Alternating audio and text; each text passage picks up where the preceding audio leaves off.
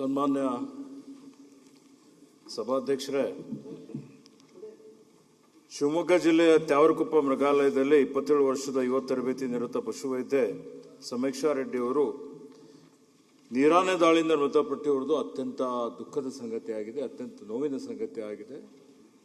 ಈ ಒಂದು ಸದನದ ಮುಖಾಂತರ ನಾನು ಅವರಿಗೆ ಶ್ರದ್ಧಾಂಜಲಿಯನ್ನು ಅರ್ಪಿಸುತ್ತೇನೆ. ಇವತ್ತು ಈ ನೀರಾನೆ ದಾಳಿ ಮಾಡಿದೆ ಎಂಬ ವಿಷಯ ತಿಳಿದ ಕೂಡಲೇ ನಾನು ತಕ್ಷಣವೇ ಸೂಕ್ತ ಚಿಕಿತ್ಸೆ ನೀಡಬೇಕು ಅಂತ ಹೇಳಿ ಸೂಚನೆಯನ್ನು ಕೊಟ್ಟಿದ್ದೆ. ಆಸ್ಪತ್ರೆಗೆ ಕರ್ಕೊಂಡು ಹೋದ್ರು, ಆಪರೇಷನ್ ಮಾಡಿದ್ರು, ಆದರೂ ಅದು ಯಶಸ್ವಿ ಆಗಲಿಲ್ಲ. ಅವರು ಇವತ್ತು ನಮ್ಮಿಂದ ಅಗಲಿ ಹೋಗಿದ್ದಾರೆ. ಸನ್ಮಾನ್ಯ ಸಭಾಧ್ಯಕ್ಷರೇ, ಇದೊಂದು ದುರ್ಘಟನೆ ಅಂತ ಹೇಳಬಹುದು. ಅವರು ಇತ್ತೀಚೆಗೆ ನಮ್ಮಲ್ಲಿ ಪಶುವೈದ್ಯ ಆಗಿ ಸೇವೆಗೆ ಜಾಯಿನ್ ಆಗಿದ್ರು. ಬಹಳ ಉತ್ಸಾಹಿಗಳಾಗಿದ್ರು. ಬಹಳಷ್ಟು ಹಿಂದೆ ಚಿರತೆಗೆ ಗಾಯ ಆಗಿದ್ದಂಥ ಸಂದರ್ಭದಲ್ಲಿನೂ ಆ ಚಿರತೆಗೆ ಚಿಕಿತ್ಸೆ ಕೊಟ್ಟು ಅದನ್ನು ಸಂರಕ್ಷಣೆ ಮಾಡುವಂತ ಕೆಲಸವನ್ನು ಅವರು ಮಾಡಿದ್ರು. ಅವತ್ತು ರಾತ್ರಿ ಅವರು ಒಂದು ಪಕ್ಷಿಗೆ ಆಂಟಿಬಯೋಟಿಕ್ಸ್ ಕೊಡಬೇಕು ಅಂತೇಳಿ ರಾತ್ರಿ ಮೃಗಾಲಯಕ್ಕೆ ಹೋಗ್ತಾರೆ. ಅವ್ರ ಜೊತೆಯಲ್ಲಿ ಅವರು ಸಹೋದ್ಯೋಗಿಗಳೊಂದಿಬ್ಬರಿಗೆ ಕರ್ಕೊಂಡು ಹೋಗ್ತಾರೆ. ನಿಮ್ಮ ಪಕ್ಷಿಗೆ ಆಂಟಿಬಯೋಟಿಕ್ ಕೊಟ್ಟು ಇವತ್ತು ನೀರಾನೆ ಏನಿದೆ ಅದರ ಎನ್ಕ್ಲೋಜರ್ ಸಪರೇಟ್ ಆಗಿದೆ. ಆ ನೀರಾನೆಗೆ ಅದು ಗರ್ಭಿಣಿ ಇದೆ, ಅದನ್ನು ನೋಡಬೇಕು ಅನ್ನುವಂಥ ಒಂದು ಕಾತುರತೆಯಿಂದ ಆ ನೀರಾನೆಗೆ ನೋಡಲಿಕ್ಕೆ ಹೋಗ್ತಾರೆ. ನೀರಾನೆಗೆ ನೋಡಲಿಕ್ಕೆ ಹೋಗಿದಂಥ ಸಂದರ್ಭದಲ್ಲಿ ಸಾಮಾನ್ಯವಾಗಿ ಆ ಎನ್ಕ್ಲೋಜರ್ ಅಲ್ಲಿ ನೀರಾನೆ ದಾಳಿ ಮಾಡ್ತದೆ ಕೆಲವೊಂದು ಸಂದರ್ಭದಲ್ಲಿ ಅಂತ ಗೊತ್ತಿರುತ್ತೆ, ಅದು ಅಪಾಯ ಅಂತಲೂ ಗೊತ್ತಿರುತ್ತೆ. ಆ ಸಂದರ್ಭದಲ್ಲಿ ಅಂತ ಪರಿಸ್ಥಿತಿಯಲ್ಲಿ ಪಶುವೈದ್ಯರು ಹೋಗೋದಿಲ್ಲ. ಅಲ್ಲಿ ಅವರು ಕುತೂಹಲದಿಂದ ಹೋಗಿದ್ದಾರೆ. ಹೋಗಿ ಏಣಿ ಹತ್ತಿ ಕೆಳಗಡೆ ಬಿದ್ದು ಸಪ್ಪಳ ಆಗಿ ಆ ನೀರಾನೆ ಅವ್ರ ಮೇಲೆ ದಾಳಿ ಮಾಡಿದೆ. ಆ ದಾಳಿ ಮಾಡಿದ ನಂತರ ಅವರಿಗೆ ಆಸ್ಪತ್ರೆಗೆ ಸೇರಿಸಲಾಗಿದೆ. ಚಿಕಿತ್ಸೆಗೆ ಅವರು ಸ್ಪಂದಿಸಲಿಲ್ಲ, ಅವ್ರು ಮೃತಪಟ್ಟಿದ್ದಾರೆ. ಬಹಳ ದುಃಖದ ಒಂದು ಸಂಗತಿ ಆಗಿದೆ. ಈ ವಿಷಯದ ಬಗ್ಗೆ ನಾನು ಈಗಾಗಲೇ ಉನ್ನತ ಮಟ್ಟದ ತನಿಖೆಗೆ ಆದೇಶ ಮಾಡಿದ್ದೇನೆ. ಏನು ನಮ್ಮ ಮೃಗಾಲಯಗಳಲ್ಲಿ SOP ಇದೆ, SOP ನಿಜವಾಗಿ ಹೇಳಬೇಕು ಅಂದರೆ ಯಾವುದು ಇವತ್ತು SOP ಇಲ್ಲಿವರೆಗೆ ಮೃಗಾಲಯದಲ್ಲಿ ಇಲ್ಲ. SOP ಮಾಡಬೇಕು ಮತ್ತು ಕಟ್ಟುನಿಟ್ಟಿನ ಕ್ರಮಗಳನ್ನು ಜರುಗಿಸಬೇಕು ಅಂತೇಳಿ ಮುಂದೆ ಈ ರೀತಿಯಲ್ಲಿ ಆಗಬಾರ್ದು ಅಂತೇಳಿ ಕ್ರಮಗಳನ್ನು ನಾವು ತೆಗೆದುಕೊಂಡಿದ್ದೇವೆ. ಇವತ್ತು ಬೆಳಿಗ್ಗೆ ಸುಮಾರು 12 ಗಂಟೆಗೆ ನಾನು ಬನ್ನೇರುಘಟ್ಟದಲ್ಲಿ ಅವರ ಮನೆಗೆ ಹೋಗಿ ಅವರ ತಂದೆ ತಾಯಿಗಳಿಗೆ ಭೇಟಿಯಾಗಿ, ಅವರ ತಂದೆ, ಅವರ ಅಜ್ಜ ಅವರೆಲ್ಲರೂ ಸರ್ಕಾರಿ ಸೇವೆಯಲ್ಲಿ ಬಹಳಷ್ಟು ದೊಡ್ಡ ಮಟ್ಟದಲ್ಲಿ ಕೆಲಸ ಮಾಡಿದ್ದಾರೆ. ಇವತ್ತು ನಾನು 30 ಲಕ್ಷ ರೂಪಾಯಿ ಅವರಿಗೆ ಪರಿಹಾರ ಕೊಡಬೇಕು ಅಂತೇಳಿ ಹೋಗಿದ್ದೆ, ಚೆಕ್ ತೆಗೆದುಕೊಂಡು ಹೋಗಿದ್ದೆ. ನಾವು ಪರಿಹಾರ ಬೇಕಾಗಿಲ್ಲ. ಅವರು ಬಹಳಷ್ಟು ಅವರು ಸಮೀಕ್ಷಾ ರೆಡ್ಡಿ ಈ ಪಶುಗಳ ಬಗ್ಗೆ ಬಹಳ ಕಳಕಳಿ ಇದ್ದಂಥವರು. ಹೀಗಾಗಿ ಅವರ ಸ್ಮರಣಾರ್ಥ ಏನಾದರೂ ಒಂದು ಮಾಡಬೇಕು, ಅದಕ್ಕಾಗಿ ನೀವು ಉಪಯೋಗ ಮಾಡಿ ಬನ್ನೇರುಘಟ್ಟ ಮೃಗಾಲಯದಲ್ಲಿ ಅಥವಾ ಬೇರೆ ಯಾವುದಾದ್ರೂ ಮೃಗಾಲಯದಲ್ಲಿ ಅವರಿಗೆ ಕೀರ್ತಿ ಬರುವಂಥದ್ದು, ಆ ರೀತಿಯಲ್ಲಿ ಸರ್ಕಾರ ಏನಾದರೂ ಅವರ ಹೆಸರಿಗೆ ಸ್ಮಾರಕ ಮಾಡಬೇಕು ಅನ್ನುವಂಥ ಒಂದು ಅವರು ತಮ್ಮ ಸಲಹೆಯನ್ನು ಕೊಟ್ಟಿದ್ದಾರೆ.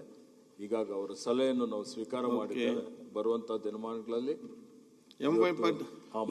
ಹುತಾತ್ಮರಾಗಿದ್ದಾರೆ, ಅವರ ಸ್ಮರಣಾರ್ಥ ಒಂದು ಏನಾದರೂ ಒಂದು ಯೋಜನೆ ರೂಪಿಸ್ತೇವೆ ಅನ್ನುವಂಥದ್ದು ಹೇಳಿಕೆ ಬಯಸ್ತೀನಿ. ಪಾಟೀಲ್ ಮಾನ್ಯ ಅಧ್ಯಕ್ಷರೇ, ಅಲ್ಲಲ್ಲ ಇದು ಏನು ಅಂದ್ರೆ ಸಂತಾಪ ಸೂಚಕ ಸಭೆಗೆ ಆಗೋಗ್ಬಿಡುತ್ತೆ ಅಂತ ಅನಿಸ್ಬಿಡುತ್ತೆ ನನಗೆ. ನಂದು ಒಂದು ವಿನಂತಿ ಅಂದ್ರೆ ಅಲ್ಲಿ ತಾವರೆಕೊಪ್ಪ ನಮ್ಮ ಈ ವೈಲ್ಡ್ ಲೈಫ್ ಒಳಗಡೆ ನಮಗೆ 20 ವರ್ಷದಿಂದ ಪರ್ಮನೆಂಟ್ ಡಾಕ್ಟರ್ಸ್ ಇಲ್ಲ ಸರ್.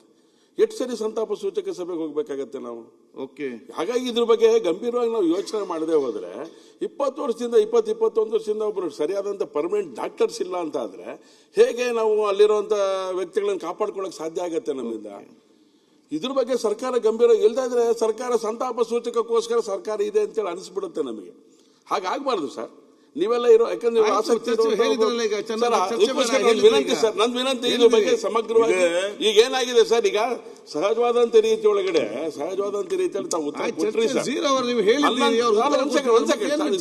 ಇರ್ಬೋದು ಸರ್. ಆದ್ರೆ ಇದು ಗಂಭೀರತೆಯನ್ನು ಅರ್ಥ ಮಾಡ್ಕೊಳ್ಳೋದು. ರಾತ್ರಿ 11:30 ಹೆಣ್ಮಕ್ಳಿಗೆ ಬರಕ್ ಹೇಳಿದ್ದಾರೆ, ವಿತ್ ಜೀಪ್ ಬಂದಿದೆ ಅಲ್ಲಿಗೆ. ಆದ್ರೆ ಜೀಪ್ ಬಂದಾಗ ಒಬ್ಬಳೆ ಹೆಣ್ಮಕ್ಳಿಗೆ ಕಳಿಸಬಾರ್ದು ಅಂತ ಹೇಳಿ, ಯಾಕಂದ್ರೆ ಶಿವಮೊಗ್ಗದಲ್ಲಿ 2 ವರ್ಷ ಓದಿದಂತ ಹೆಣ್ಮಗಳವಳು ಬೆಂಗಳೂರಿನೊಳಗಡೆ ಬೆಂಗಳೂರಿಂದ ಅಲ್ಲಿ ಬಂದು ಕೆಲಸಕ್ಕೆ ಸೇರಿ 45 ದಿನ ಅಷ್ಟೇ ಆಗಿರೋದು ಸರ್. ಕಳ್ಕೊಂಡ್ಬಿಟ್ಟು ಅವಳನ್ನ 45 ಡೇಸ್ ಅಲ್ಲಿ ಕೆಲಸಕ್ಕೆ ಸೇರ್ಕೊಂಡು 45 ದಿನದೊಳಗೆ ಒಂದು ವಾಪಸ್ಸು ಹೊರಗಡೆ ಬರೋದಿಲ್ಲ, ಅವಳು ಕೆಲಸ ಮಾಡ್ಲಿಕ್ಕೆ ಅವಕಾಶ ಆಗೋದೇ ಇಲ್ಲ ಅಂತ ಸತ್ತೋಗ್ಬಿಡ್ತಾಳೆ ಅಂತ ಆದ್ರೆ ಇದು ಗಂಭೀರತೆ ನಾನು ಅರ್ಥ ಮಾಡ್ಕೊಳ್ಳೋದ್ರೆ ಯಾರು ಅರ್ಥ ಮಾಡ್ಕೋಬೇಕು ಅಂತ. ಸೊ ಹಾಗಾಗಿ ನಂದೇನು ಅಂತ ಹೇಳಿದ್ರೆ ಅದಕ್ಕೆ ಬೇಕಾಗಿರೋಂಥ ಸರಿಯಾದಂಥ ತನಿಖೆ. ಏನು ಒಂದು ಮಾತು ಹೇಳಿದ್ರು ಸರ್ ಅವರು, ಅದಕ್ಕೆ ಒಂಚೂರು ನಿಮ್ಮ ಹತ್ರ ಕ್ಲಾರಿಫಿಕೇಶನ್ ಏನು ಅಂತ ಹೇಳಿದ್ರೆ, ಅವ್ರು ಹೋಗಿದ್ದು ಪಕ್ಷಿಗೆ ಚಿಕಿತ್ಸೆ ಕೊಡೋಕ್ಕೋಸ್ಕರ ಹೋಗಿದ್ರು. ಆದ್ರೆ ರಾತ್ರಿ ಪಕ್ಷಿಗೋಸ್ಕರ ಚಿಕಿತ್ಸೆ ಇಲ್ಲಿವರೆಗೂ ನಮಗಿರೋ ಮಾಹಿತಿಗಳ ಪ್ರಕಾರ ರಾತ್ರಿ ಹೋಗ್ಬೇಕಾದ್ರೆ ಸರಿಯಾದಂತ ತಂಡ ಇಲ್ಲದೆ ಇದ್ರೆ ಹೋಗಕ್ಕಾಗೋದಿಲ್ಲ. ಸರಿಯಾದಂತ ತಂಡ ಹೋಗ್ಬೇಕಾಗತ್ತೆ. ತಂಡ ಹೋಗೋದ್ರಿಂದ ಹೆಣ್ಮಗಳ ಮೇಲೆ ಆಪಾದನೆ ಮಾಡುವಂತ ತಪ್ಪನ್ನ ಹೊರಿಸುವಂತ ಸ್ಥಿತಿ ಒಳಗಡೆ ಚರ್ಚೆ. ಅದು ಬಿಟ್ಟು ಬೇರೆ ಹೆಣ್ಮಗಳು ಹೋಗಿದ್ದೆ ತಪ್ಪು ಅನ್ನೋ ರೀತಿಯೊಳಗೆ ಬಿಂಬಿತ ಆಗ್ತಾ ಇರುವಂತ ವರದಿ ಏನಿದೆಯಲ್ಲ ಸರ್, ಇದನ್ನ ತಾವು ಗಂಭೀರವಾಗಿ ತನಿಖೆ ಮೂಲಕ ಸರಿಯಾದಂತ ರೀತಿ ಒಳಗಡೆ ತನಿಖೆ ಮಾಡಬೇಕು. ಏನಾಗಿದೆ ಅನ್ನೋದ್ರ ಬಗ್ಗೆ ಸರಿಯಾದಂತ ಬೆಳಕನ್ನು ಚೆಲ್ಲಬೇಕಾಗತ್ತೆ. ಸ್ಪಷ್ಟವಾಗಿ ಹೇಳಲಿಕ್ಕೆ ಬಯಸ್ತಾ ಇದ್ದೇನೆ, ಯಾರು ವೈದ್ಯ ಬಗ್ಗೆ ತನಿಖೆ ಬಗ್ಗೆ ಏನಾದರೂ ತಪ್ಪಾಗಿ ಹೋಗಿದ್ದಾರೆ ಅನ್ನುವಂತ ಅರ್ಥೈಸುವಂತ ರೀತಿಯಲ್ಲಿ ಯಾರಿಗೂ ಹೇಳಿಕೆಯನ್ನು ಕೊಟ್ಟಿಲ್ಲ ಅಂತ ಹೇಳಿಕೆ ಯಾರಾದ್ರೂ ಕೊಟ್ರೆ ನಮ್ಮ ಅಧಿಕಾರಿಗಳ ಮೇಲೆ ಶಿಸ್ತು ಕ್ರಮ ಜರುಗಿಸ್ತೇವೆ. ಈಗಾಗಲೇ ಅವರ ಪರಿವಾರದವರಿಗೆ ನಾನು ಹೇಳಿ ಹೋಗಿದ್ದೆ, ಯಾವುದೇ ಒಂದು ಹೆಣ ಬೀಳದವರ ರೀತಿ ಇವತ್ತು ರಾತ್ರಿ ಅವರು ನನಗೆ ಈಗಾಗಲೇ ಪ್ರಾಥಮಿಕವಾಗಿ ನನಗೆ ವರದಿ ಕೊಟ್ಟ ಪ್ರಕಾರ ಅವರು ರಾತ್ರಿ ಆ ಪಕ್ಷಿಗೆ ಇವತ್ತು ಆಂಟಿಬಯೋಟಿಕ್ಸ್ ಕೊಡ್ಲಿಕ್ಕೆ ಹೋಗಿದ್ರು. ಅವರಾಗೆ ಹೋದ್ರು, ಕರ್ತವ್ಯ ನಿರತರಾಗಿ ಹೋಗಿದ್ರು ಸರ್. ಅವರಾಗೆ ಹೋಗಲಿಲ್ಲ. ಸಾಯಂಕಾಲ ಆಂಟಿಬಯೋಟಿಕ್ ಸಮಯಕ್ಕೆ ಸರಿಯಾಗಿ ನೋಡಿ, ಇದಕ್ಕೆ ಹೊರತುಪಡಿಸಿನೂ ಉನ್ನತ ಮಟ್ಟದ ತನಿಖೆಗೆ ಆದೇಶ ಮಾಡಿದ್ದೇವೆ. ಅರಣ್ಯ ಇಲಾಖೆಯವರು ತನಿಖೆ ಮಾಡ್ತಾ ಇದ್ದಾರೆ, ಪೊಲೀಸರು ತನಿಖೆ ಮಾಡ್ತಾ ಇದ್ದಾರೆ, ಸಿಸಿಟಿವಿ ಕ್ಯಾಮೆರಾನು ಇದೆ. ಉನ್ನತ ಮಟ್ಟದ ತನಿಖೆ ಯಾರು ಹೋಗಿದ್ರು, ಅವರ ಮೊಬೈಲ್ ಅಲ್ಲೂ ಏನೇನು ಸಂಭಾಷಣೆಗಳಿದೆ ಅದು ನಡೀತಾ ಇದೆ. ಇದರಲ್ಲಿ ಯಾರಾದ್ರೂ ಎಲ್ಲಾದ್ರೂ ಲೋಪದೋಷಗಳು ಮಾಡಿದರೆ ಅಥವಾ ಕರ್ತವ್ಯ ಲೋಪ ಮಾಡಿದರೆ ಅಂತವ್ರ ಮೇಲೆ ಶಿಸ್ತು ಕ್ರಮವನ್ನು ಜರುಗಿಸ್ತವೆ. ಅಧ್ಯಕ್ಷರೇ ಒಂದು ನಿಮಿಷ, ನಂದು ಕೂಡ ಅದು ಬಾರ್ಡರ್ ಬರುತ್ತೆ ಮತ್ತು ಸಕ್ಕರೆ ಬೈಲು ಆನೆ ಬಿಡಾರ ನನ್ನ ಕ್ಷೇತ್ರದಲ್ಲಿ ಆನೆಗಳು ಎಷ್ಟು ಸತ್ತೋಯ್ತು. ಅಲ್ಲಿ ಡಾಕ್ಟರ್ಗಳೇ ಇಲ್ಲ, ವೈದ್ಯರೇ ಇಲ್ಲ. ನಾನು 2-3 ಸಾರಿ ವಿಸಿಟ್ ಮಾಡಿದೆ, ಅಲ್ಲಿರೋ ವೈದ್ಯರು ಇರ್ತಾರೆ. ಈಗ ಮಾನ್ಯ ಮುಖ್ಯಮಂತ್ರಿಗಳು ಸಪರೇಟ್ ಕೇಡರ್ ಇವರಿಗೆ ನಿಮ್ದು ವೆಟರ್ನರಿ ಡಾಕ್ಟರ್ಸ್ ಗಳಿಗೆ ತೆಗೆದುಕೊಳ್ಳಲಿಕ್ಕೆ ಪರವಾನಗಿ ಕೊಟ್ಟಿದ್ದಾರೆ ಆರ್ಥಿಕ ಇಲಾಖೆಯವರು. ಈಗ ಅರ್ಜಿಯನ್ನು ಕರೆದು ಪರ್ಮನೆಂಟ್ ಆಗಿ ಅರಣ್ಯ ಇಲಾಖೆಯಲ್ಲಿ ಏನು ಹಿಂದೆ ವೆಟರ್ನರಿ ಡಿಪಾರ್ಟ್ಮೆಂಟ್ ಇಂದ ನಿಯೋಜನೆಗೆ ತೆಗೆದುಕೊಳ್ತಾ ಇದ್ದು, ಈಗ ಪರ್ಮನೆಂಟ್ ಆಗಿ ಅವರಿಗೆ ಖಾಯಮಾಗಿ ತೆಗೆದುಕೊಳ್ಳಬೇಕು ಅನ್ನುವಂತ ಒಂದು ತೀರ್ಮಾನವನ್ನು ಮಾಡಿದ್ದೇವೆ. ರಾಜೇಶ್ ನಾಯ್ಕ್.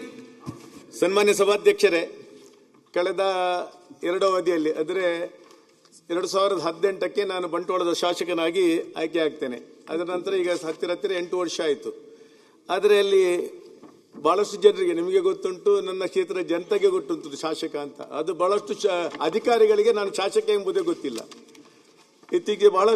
ಇತ್ತೀಚೆಗೆ